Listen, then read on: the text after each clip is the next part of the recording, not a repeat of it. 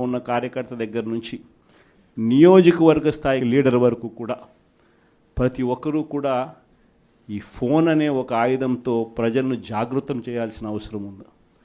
ఇవన్నీ కూడా రాబోయే రోజుల్లో గ్రామ స్థాయిలోకి మనం తీసుకొని పోయి ప్రతి ఒక్కరిని కూడా జాగృతి చేసే కార్యక్రమం ఉంది.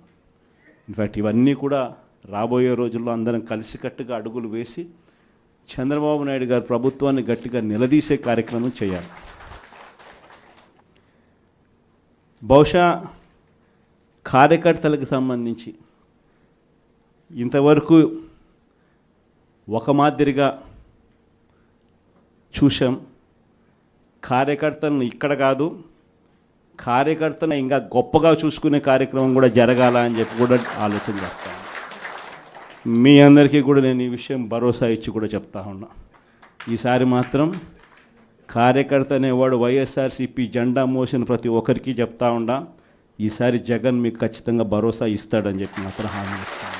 ఎందుకనంటే ఈ మాదిరిగా ఎప్పుడు కూడా పరిస్థితి ఎప్పుడు చూడలా, మొట్టమొదటిసారి చూస్తూ ఉన్నాం ఈ మాదిరిగా పరిస్థితి. వీళ్ళంతకు వీళ్ళే కొడతా ఉన్నారు, వీళ్ళంతకు వీళ్ళే దొంగ కేసులు పెడతా ఉన్నారు, వీళ్ళంతకు వీళ్ళే మ్యానుఫ్యాక్చర్ చేస్తూ ఉన్నారు కేసులు, వీళ్ళంతకు వీళ్ళే విట్నెస్లు మ్యానుఫ్యాక్చర్ చేస్తూ ఉన్నారు, వీళ్ళంతకు వీళ్ళే కేసులు పెడతా ఉన్నారు. ఒక మనిషిని ఏకంగా 10 చోట్లకు తిప్పుతూ ఉన్నారు. శ్రీకాకుళం నుంచి మొదలు పెడితే కర్నూలు దాకా ప్రతి జిల్లాలోనూ 4 రోజులు 3 రోజులు పెట్టుకుంటూ తిప్పుతూ పోతూ ఉన్నారు. ఇది నిజంగా మారాలా? ఈ కళ్ళెదుటే కనిపిస్తూ ఉన్న ఈ కార్యక్రమాలు ఇవన్నీ చూస్తూ ఉన్నప్పుడు మాత్రం నిజంగా మీ అందరికీ నేత్రం ఖచ్చితంగా ఈ భరోసా ఇస్తా, ఖచ్చితంగా నేను చెప్తా ఉన్నా ఈ మాటలు.